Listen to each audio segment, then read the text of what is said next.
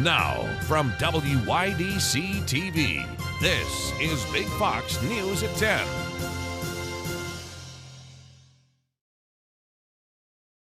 Good evening, everybody. I'm Harriet Wallace. Ann has the evening off. The government is barreling towards a shutdown with no solution, looking likely before the weekend deadline. Rebecca Castor has more from Washington. With little time left to stop a government shutdown, Congress still does not have a clear plan. I've seen this movie before. It never ends very well, and a government shutdown hurts everybody. Lawmakers have until Saturday night to pass a new spending bill, but House Speaker Kevin McCarthy can't seem to rein in his far-right colleagues who want to slash the budget.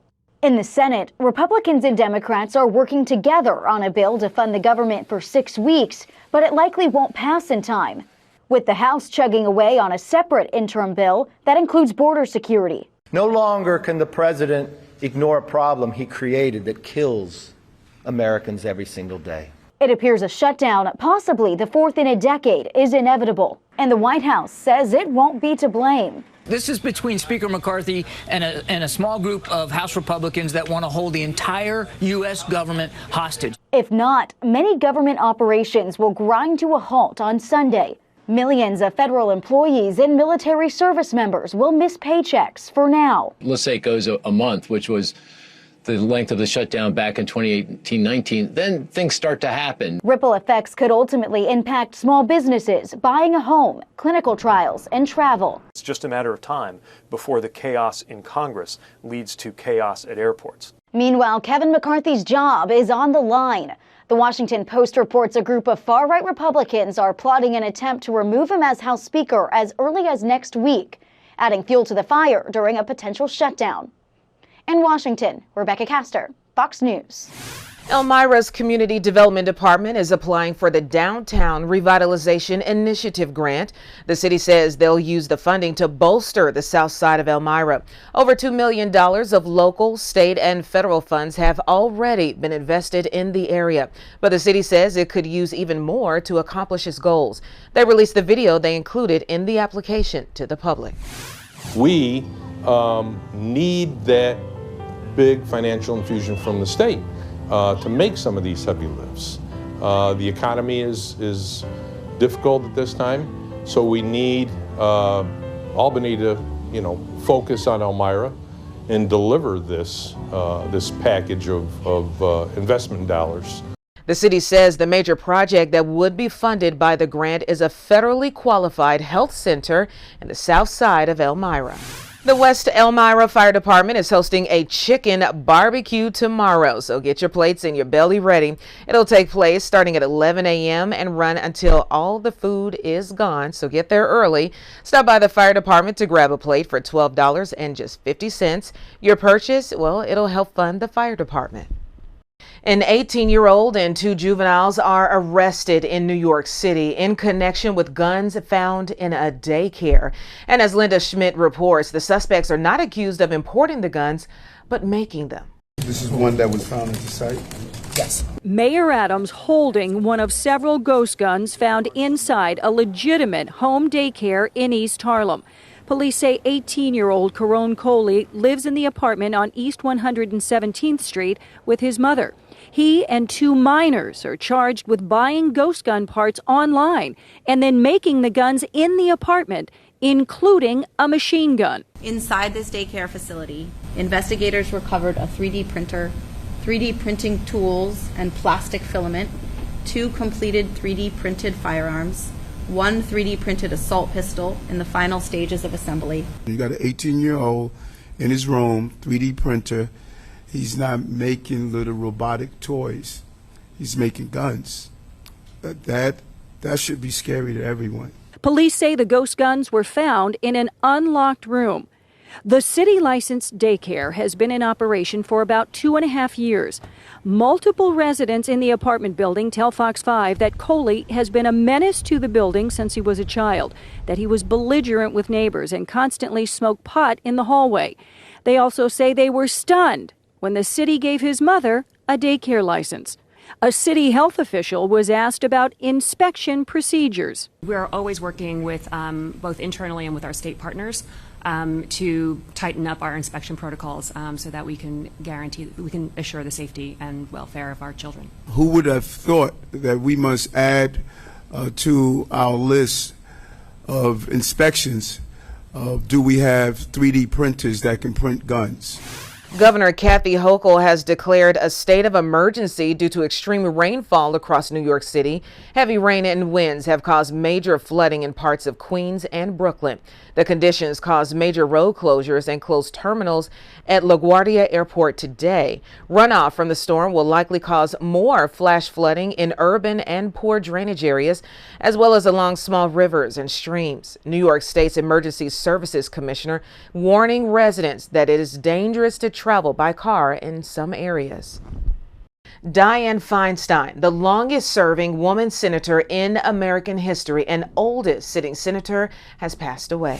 Feinstein was a centrist Democrat elected to the Senate in 1992. Throughout her 30-year career in office, she was known for working across the aisle while championing progressive causes. Feinstein made history as the first woman elected as mayor in San Francisco and the first woman in the Senate. She planned to retire at the end of her time after facing concerns about her health and calls to resign. Feinstein was 90 years old. The UAW is expanding its strike on two of the big three automakers. UAW President Shawn Fain called on workers today to strike at additional Ford and GM plants. He says UAW members at those facilities joined the strike at noon today. The UAW sparing Jeep maker Stellantis, who made significant changes in his contract proposal. The strike is in its 15th day with no end in sight as negotiations continue. Your complete weekend forecast is next, plus this.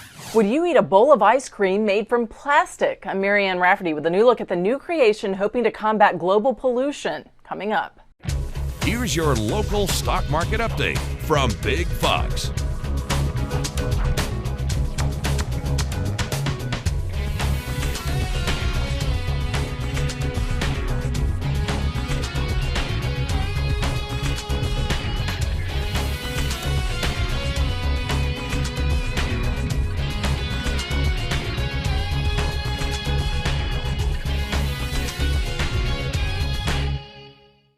Now, your Twin Tiers forecast from Big Fox. Good evening. Before we get to what's happening locally, lots of content coming from New York City. This is a loop of the accumulated rainfall from midnight through 11 a.m. This is posted by the Weather Prediction Center on Twitter, noting that when you see those big reds that are highlighting there, that is getting over at least 4 inches of rainfall. And what we're seeing is that JFK has even received more than 8 inches of rainfall, making it the wettest day on record on any given calendar day and all of the records that have been taken. It used to be the wettest day on record at 7.8 inches on August 14th back in 2011. Even the most recent was April 30th in 2014. So crushing those records as we're still even seeing rain showers out there, and we'll continue some into our Saturday. Now, the setup is that there was a little dip in the upper air weather pattern that when you see some of these yellows and oranges here, this is the upper air winds. There was a nice low level jet that was grasping onto moisture all the way down to the surface, fueling up that system to dump that rainfall over that warm land. So with that dip, what we'll see is that that's going to slowly work its way and continue to amplify into the Atlantic water. So again, still going to have some concerns there, but what we'll see is that this high pressure system is going to start to amplify north, which is going to feed in some drier air for much of the state of New York, and that is locally we'll even see that in place. But we did get some showers earlier this morning, accumulating less than 1/10 of an inch. We weren't expecting too much overall. The cloud cover was starting to break apart as well towards the end of the day, but with this still very rich atmosphere from that low pressure system, note that we are going to deal with some fog around in the morning with light winds and temperatures falling down into those 50s. Now, as mentioned, there's still some rain showers. I mean, this is a look at midnight at New York. You still have rainfall that is working its way up the north northeast. So still some concerns there for any downpour that can trigger more flooding concerns there into New York. So if you are maybe traveling there, so we got some football games this weekend, note that there is going to be some showers on Saturday, or into Saturday morning, I should say. Maybe a stray shower Saturday afternoon, but then it looks much drier as that upper air weather pattern moves in a high pressure system, which locally that's going to continue to clear out our skies as well. So we'll at least talk about maybe some passing clouds, generally fairly light winds out of the north that will keep us comfortable and seasonable into those 70s, but sunshine should help us out with some warming, and then we'll get a southerly wind under that high pressure system to continue to feed in a warming trend as we'll go from those lower 70s into our Saturday. Start out Sunday again with maybe a few patchy fog areas, especially with our fog prone area as we drop into those upper 40s and lower 50s, and then we'll continue a warming trend where we're even looking at 80s in our October forecast for early next week.